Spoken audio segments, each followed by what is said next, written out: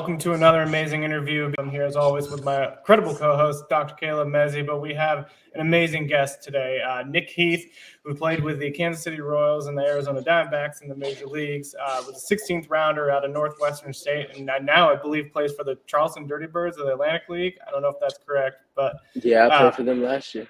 Nice. Nick, how are you doing today? I'm good, man. Actually, in the cages right now. Nice. Ran kind of long this morning doing a workout, so I thought I'd have a little more time between, but I guess I'm here. So, man, I'm just back to swinging it, get in the groove again. Love it. Just for the viewers who don't know you, just give a little bit of background on kind of how you started your journey in baseball, made your way to the professionals, and started to make that major league debut as well. Okay, well, I started playing baseball in Georgia when I was a kid. Moved to Kansas. Continued to play baseball there, although I like to say I probably wasn't very good at it. Somehow, some way, myself to college. Had a really, really good connection with the coach that I used to hit with. His son was head coach at a junior college, and then made his way to Northwestern State in Louisiana and called me and said we had a spot in the outfield if you want to come play. So that's how I got my opportunity to go play in college down there. I kind of told my folks, I was like, all right, y'all, here we go. This is what I want to go do. And then over the course of those couple of years, man, just kept working at it, getting after it just like a whole bunch of other guys, man. And somebody gave me a call one day and told me I could come play pro ball. So that's how I ended up where I am right now. That's awesome. One of the first questions that comes to my mind is you went to a smaller school, right? And so when we think about the bigger schools, I think Caleb's touched on this on previous podcasts, but the bigger schools are solely focused on baseball, right? They're the athletes and the sports. But kind of talk about your experience with Northwestern State, how it helped you develop as a baseball player, but also you outside the game. Well, there wasn't a lot to do in Natchitoches, so a lot of it was just, man, I'm either at the field or I'm at the house doing my homework. Like I didn't really have a ton to do, you know what I'm saying? So just over the years, man, meeting a bunch of different guys, going across, a couple of different coaches over my time there, picking brains of people, man, just working, feeling things out, man. Over time, you kind of just pick up some of the stuff, some of the guys around you, kind of brought to the field, whether it be some work ethic, whether it be, a drill that, you end up liking and it's working out for you. But man, most of it was just over the course of time, like receiving, love from a bunch of different guys that I play with and, just positive words like, hey man, you're doing good. You're gonna be great one day, blah, blah, blah. You kind of keep having that rhetoric with guys back and forth. And now you're starting to see a lot of guys get drafted over the recent years. So, man, I think it's kind of just a culture thing. And when I got there, I kind of gave up the me for the we, how that whole thing goes. Sounds kind of cliche, but just getting down there and knowing that I was working on the same thing that a bunch of other guys were, and that kind of made it easy for me to go out there and be a ball player. That's awesome. I'll turn it over to Caleb. I'm sure he's got some questions based on that. Yeah, Nick, I mean, hearing your story sounds kind of easy in a way, but I know it wasn't that easy. And I have two questions for you. I mean, I think one of them is, what did you do after, and like on the side for fun, and what were you interested in? Because there's probably a thought in your head, like I could go, pro, or someone, as you mentioned, called you to go pro. But like, what if it doesn't happen? What were you going to do, kind of thing?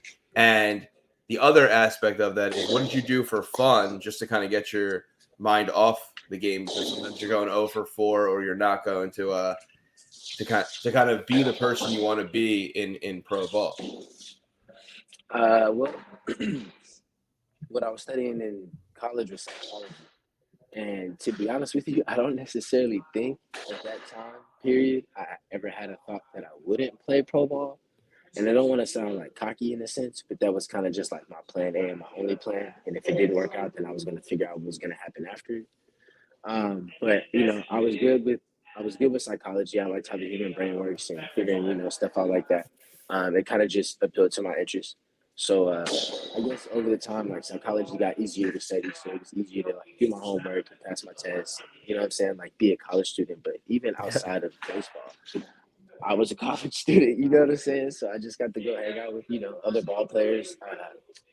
We hang out in the cafeteria as much as we hang out in the cafeteria. You come to meet a lot of people on the campus anyway. So stuff happens. You venture out. You end up meeting new people, or you go support other sports, basketball, football. You know what I mean? So I guess it's kind of just like the school spirit aspect of it. You know what I mean? I was just out on campus, enjoying myself, enjoying, hanging out with my teammates, going to, watching sororities, have their crossovers, you know what I mean? Stuff like that. Or going to watch fraternities do the same thing. I think it was college. So, wasn't too many things you couldn't get into. I guess it was just, what kept you focused on what you were supposed to be doing by day, but like helped you relax a little bit at night.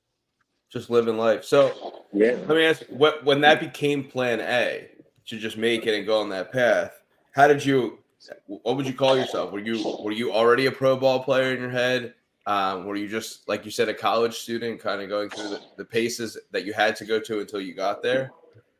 I think I kind of had a moment of, oh snap, I really could play pro ball when how you get those guys get those little letters in the mail and it's a pro team and they want you to fill out.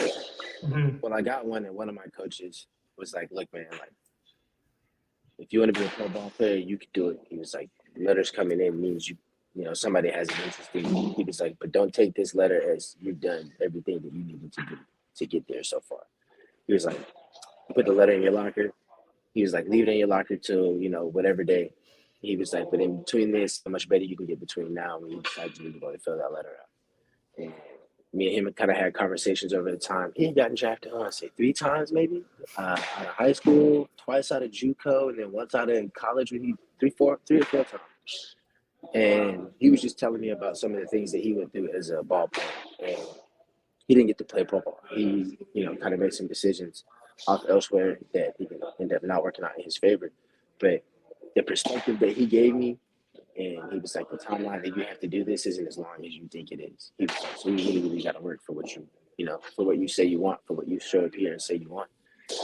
He kind of just stayed on me every day, kind of talked to me off to the side every day. And I was like, oh, snap, I really got to put in some work to get here. And then I think at that point moving forward, I was like, okay, it's possible I get there, but like, how good can I be when I'm there? Yeah, you touched on a couple of things that kind of stuck out to me. One, you talked about being passionate about psychology in college and having that. And you also talked about different perspectives and kind of how they influence you. We talked to a lot of players. The increasing role of mental performance in playing has kind of been just elevated. And so how would you say like your passion for psychology really helped you kind of learn the mental side of the game and kind of figure out like, okay, I need to have my mindset right in order to perform on and off the field? I think if you ask a lot of guys who play with me, they would say that they didn't see me get very upset often. You know what I'm saying? Mm-hmm. When I was younger, I was like, I'd throw a glove or maybe a hat or something like that. You know what I'm saying? And then the older I got, I heard one of my teammates, his name was Court Brinson, and he came back and he was riding a cold streak at this one time. But I remember him coming back and he was like, that's unfortunate. And I was like, I'm start using that. And then eventually, like I started realizing that like when something would happen, like somebody lays out on something, I'm like, that's unfortunate. And I go back. But instead of just coming back and being like, man, what the hell? You know what I'm saying? Like just mad that it's not working on my way. I'd be like, that's unfortunate. And eventually I started finding myself being less and less upset throughout the game of baseball and realizing that it's still a game, man. Like, I'm still not going out there to have fun. And I know that's cliche as well, but like if I can stay calm, cool, and collected, and I can have a smile on my face, I promise you I'll do better than me going out there, being rigid and being like, okay, I got to get this done. I got to do this. So I think over the course of time, it was just easier for me to ride the ebbs and flows of baseball. Yeah, and I think that's incredible. It kind of shows you how you've kind of grown throughout your professional career as well. Mm-hmm.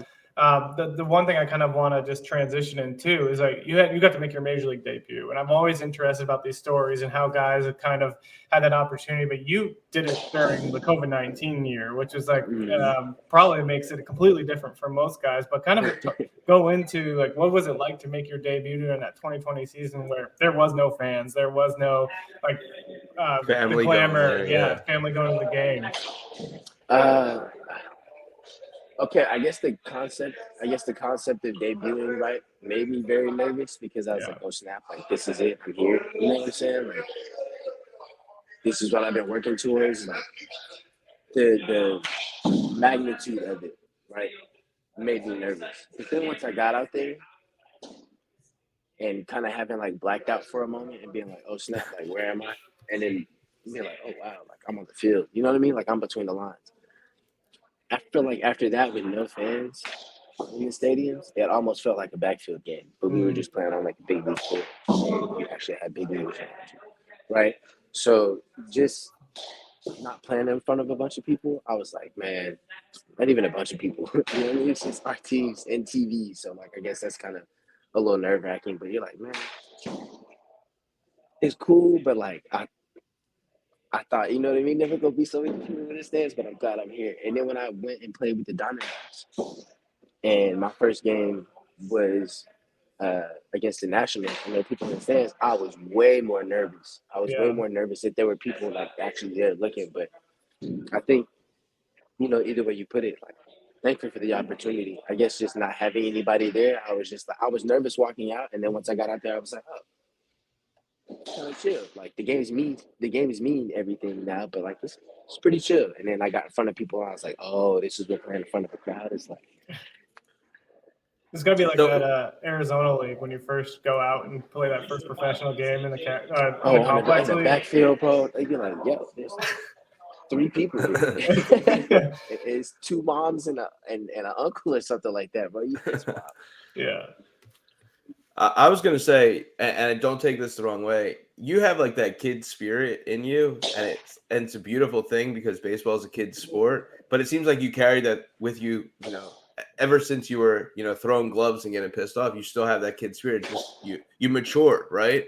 And my question is more about how do you deal with the business side of things, because you've switched teams, you've gone through that stuff, and it's one thing to say this is how I deal with, you know, if I have a bad game or I'm, you know, making my debut or I'm facing this pitcher or whatever, right? How do you deal with the business side of things? Ooh, that's tough. I guess I can be pretty transparent. Yeah, I can be pretty transparent here. All right, when I got DFA'd with the Royals, bro, I was heartbroken.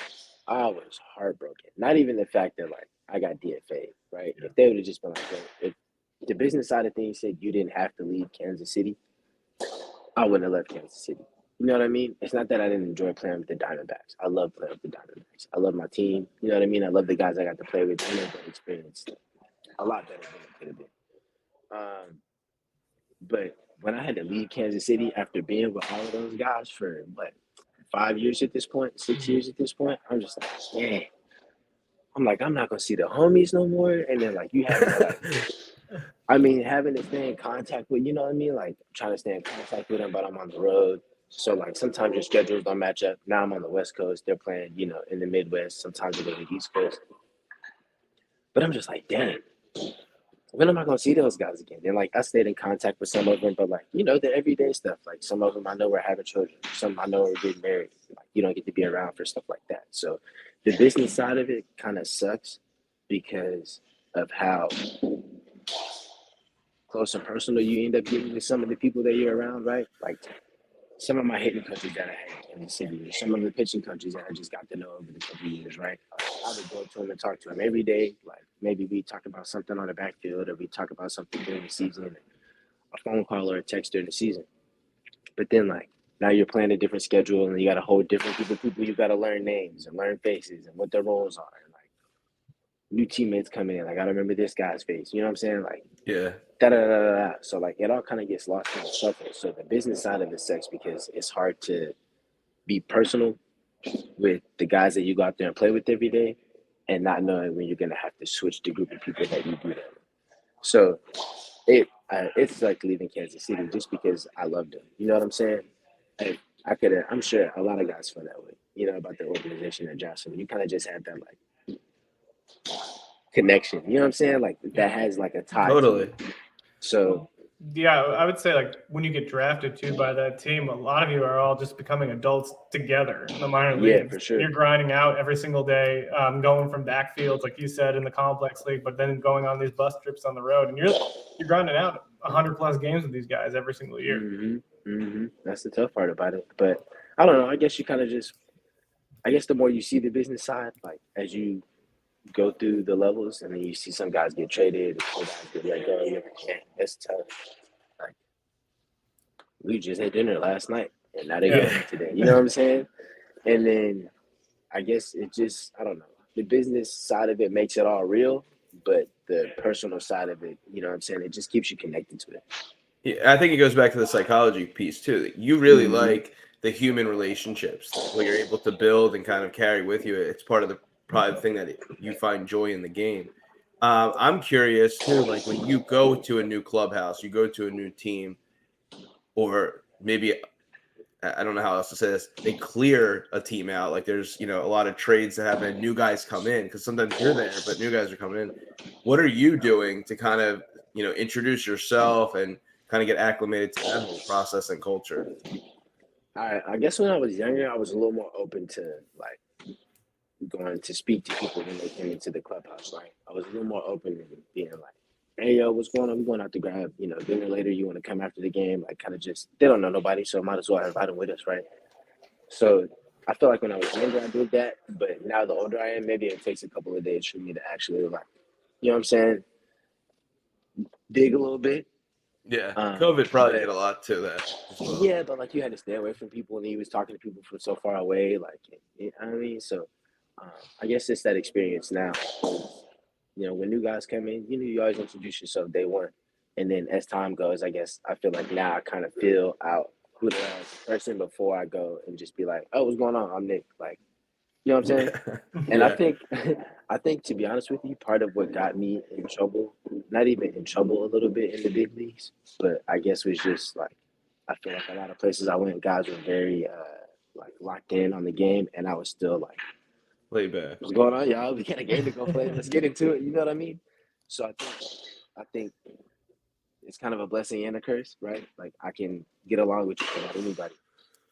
But then I also like when I go play the game of baseball, I still got to be able to go have fun. And sometimes I feel like I don't care about the situation as long as I'm having a good time and like I'm out here to like.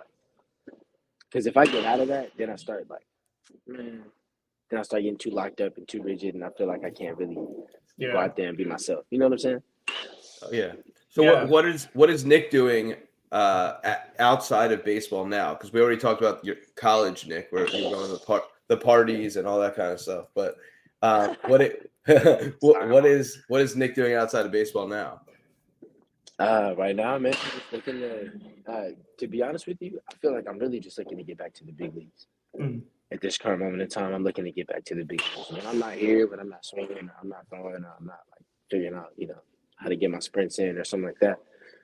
Man, I got my head in a book somewhere. I'm trying to learn something. I'm learning about crypto. I'm trying to learn about, finances. I'm trying to, whatever. I'm trying to learn about a whole bunch of different things, man. I want to be, well-rounded in a lot of things. So when I'm done with baseball, I'm not just looking like, dang, now, but I can just be like, all right, cool. I know about this. I can venture into this, or I can work on this, and I can work on this. I can figure this out. I don't know, man. I like knowing a lot. I feel like I want to be very knowledgeable about a bunch of different things. So I've been looking at different religions, man. I don't know. Yeah, I love that mindset too, because like you can see how focused you are on baseball, right? But you still are taking that time outside of the game, be like, hey, how can I learn? How can I grow and become just a better me? And I think that's awesome. Mm-hmm. I got to, man. I mean, I know when I got released from the Diamondbacks, and before I went to go play in Charleston, I had like a month of just being like, oh my God, bro, what do I do? What do I do next? What can I do? What could I, like, what would somebody let me do? You know what I'm saying? Yeah. And then I was kind of like, nah, I can't sit around and think like that. I can't sit around and think like that. So I was just like, you know what? I'm going to learn something different. I learned something different. I taught myself Python, which is a coding language. Yeah.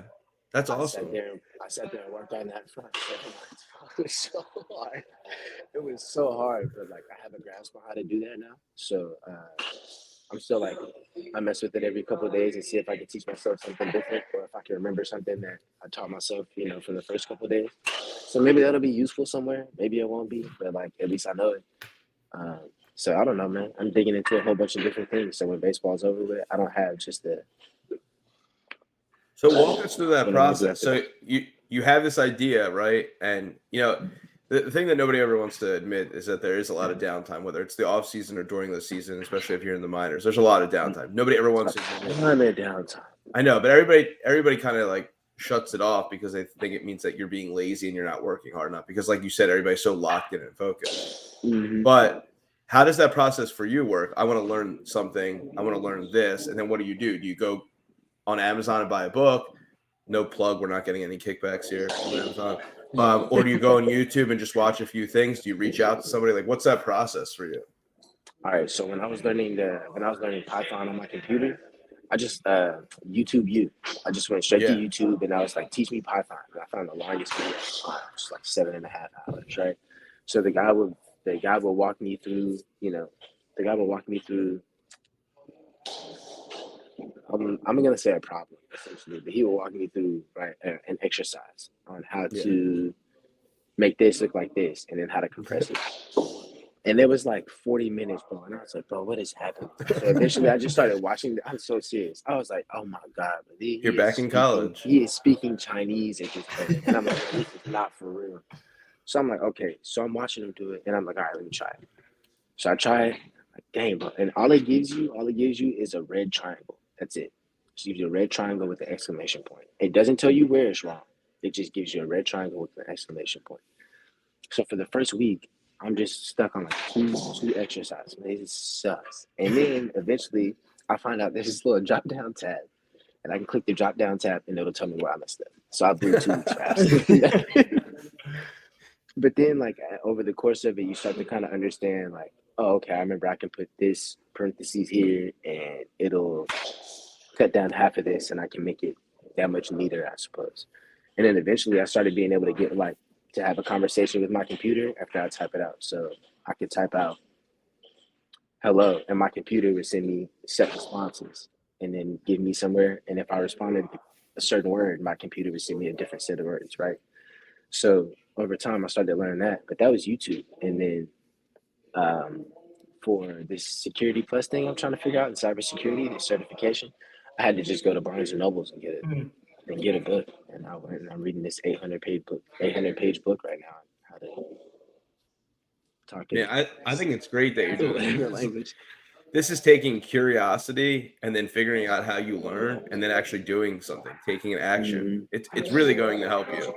Yeah, I hope so. Like I felt like baseball was so challenging, and I felt like realistically, if I ever don't play ball again in the big leagues. And for whatever reason, one day I'm just like, you know what? Like, I'm tired of playing. I'm done with it.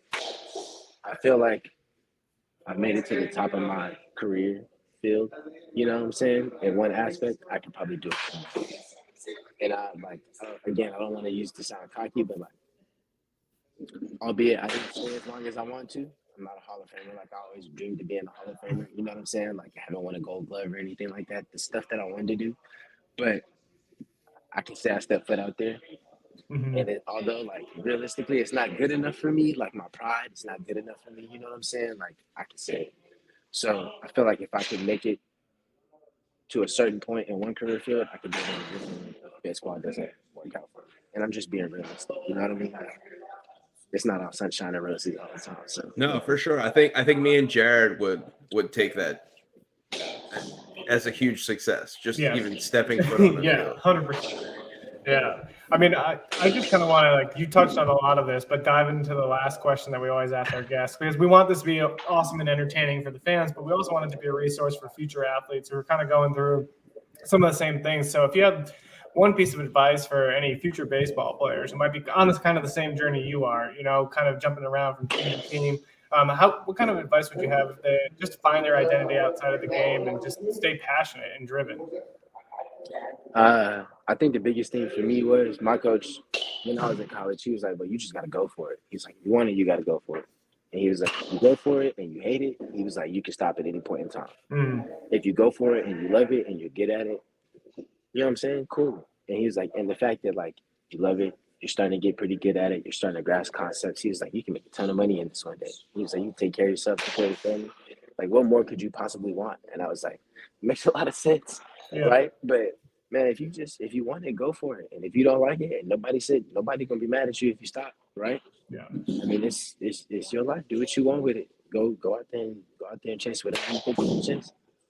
I love that. Nick, we can't thank you enough for taking the time to join us. We're wishing you the best of luck in the season, and good luck in getting back at that workout you got going on right now. All right, man. Thank you guys very much. Thanks, Nick.